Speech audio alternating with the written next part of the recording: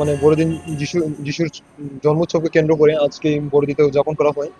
তাই এখানে আজকে আমাদের ময়মনসিংহ ধর্মপ্রদেশের বিশপ মহোদয় আজকে আমাদের জন্য খ্রিস্টজাগ উৎসর্গ করবেন। তো এই খ্রিস্টজাগে আমাদের যে রীতিনীতিগুলো রয়েছে সেগুলো আজকে তুলে ধরা হবে। এই দিনটা আমরা প্রতি বছর 24 এবং 25 তারিখে আমরা উদযাপন করে থাকি। তো এটি হলো যিশুর জন্মোৎসবকে কেন্দ্র করে আমরা এই উৎসবটা পালন করে থাকি। এটাতে আসলে আমাদের সবচেয়ে বড় উৎসব। তাই আমরা খুব সুখে আনন্দে মনের সুখে এই দিনটা উদযাপন করি।